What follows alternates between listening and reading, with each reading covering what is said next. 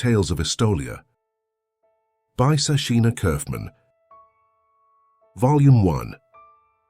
The Promise of Zacharias. Part 7. Catalyst of Change. Chapter 12. The Promise of Tomorrow. When I first read the entire translation of the blessing I received on the day that Zeke became the last resort, my emotions were tumultuous. Humility, hope, excitement, awe, and then wonder. Wonder that they could say I would have 3 sons, all of which would have some pivotal role in the world and in Estolia. Perhaps it was asking for more than I deserved, but I longed to have the promise of a daughter along with 3 sons. My joy in Rhiannon's birth was more acute than for my sons. Deity proclaimed I would have 3 sons with great futures, so I embraced the answer to my fervent prayers when I was first confirmed pregnant. Lelaine Zakarian, Ensayo 88. The next morning, she donned another beautiful dress, resplendent in the colors of Estolia. While she was brushing her hair, he approached her and settled a delicate tiara on her head. As a princess, you must dress the part. He grinned at her in the mirror. When it was time, he extended one gloved hand to her, and she took it, feeling that same rush of happiness at his touch. They returned to the oval chamber she remembered from when they first arrived in Estolia, where he had her kneel on the dais and he laid his hands on her head, very much like the many blessings they had received during their seclusion. This time standing on the dais were the same 4 men who greeted them when they arrived, 2 of whom she was introduced to, Zeb's 2 older brothers, and the 2 who were not. She and Zeb climbed the dais and stood in front of the 4 men.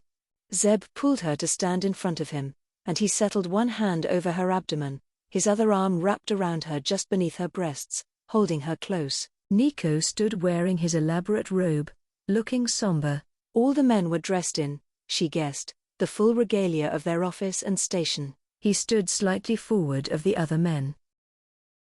As the keeper of the soul of Estolia, I ask you, Sebastiani Alexandros Zakarian, to provide cause for the spirit and the nation to sanction your union with a woman whose aura was not visible to you and to whom you wed without intimacy, specifically for secular reasons. Why should your union be sanctioned when you scorn many of the precepts of Zacharias? Zeb pulled her tight up against him for a moment before easing his hold. I, Sebastiani Alexandros Zakarian, have placed my soul securely within Chrysandra Zakarian's keeping. Having been commanded by deity to marry a woman unknown to me, without aura, possibly without purity, I was willing to fulfill my obligations to my nation, my family, and ultimately this planet. Having followed the demands of deity, I ask now for the sanction of our union to be declared openly that it might be so recorded. Nico looked at her. And you, Chrysandra Zakarian, did you willingly give up your purity and take his soul in recompense? She did not know what to say to that. I was pure and untouched until Zeb made me his. Do you wish to remain with this man, or by the teachings of Zacharias, would you prefer to reject the man whose soul you keep securely? I shall never reject Zeb, never, she said with vehemence. Kneel, Nico commanded.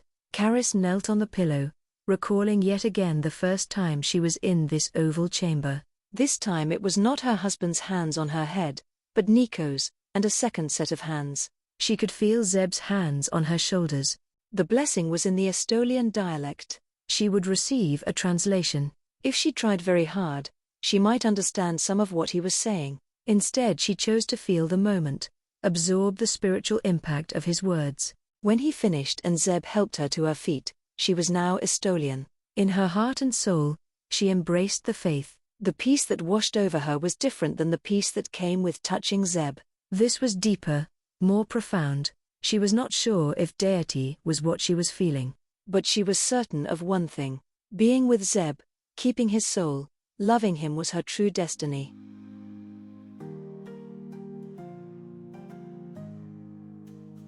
He understood now why the seclusion suite mattered so much. The time spent mostly alone, together, was like the time spent allowing cement to dry. The focus was on the connection between the couple. Now that they had the solidity of their union, they could look upon the greater world with a new perspective. He had never appreciated his world and his nation so much as in that moment, when he stepped out of the cathedral, formally married to the woman at his side, with all his life spread before him and the enchanting reality that she would be with him every step of the way. This nation was worth keeping and preserving. Much of what he had read made more sense now than it ever had before. He would do everything in his power to promote the future prosperity of Estolia, and by necessity the planet. He glanced at Caris and was dazzled by her brilliant aura.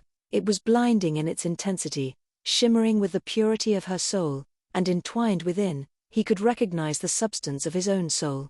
This vision, fading rapidly, was yet another gift from deity, allowing him to experience all that he was willing to sacrifice, as a reward for that self-same willingness.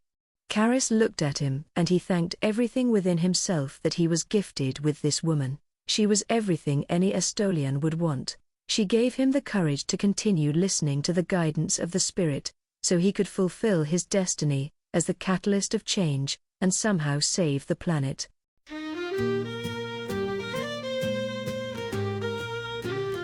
The promise of Sicarius binds the generations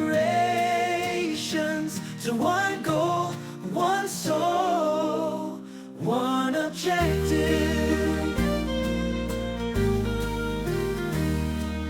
Deity's gifts, the glorious aura, the keeping of the soul, the stray errand, the temple Archailes embrace, the proof of our faith. The promise of Sicarius binds the generations to one goal, one soul, one objective. Deity's grand design, encircled with faith, sacrifice and drive, the promise of deity. Our faith rests on you.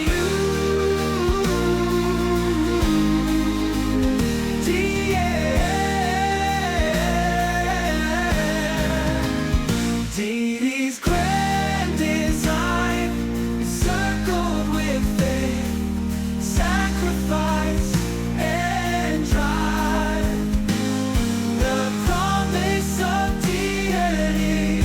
Our faith rests on you. Deity's grand design, encircled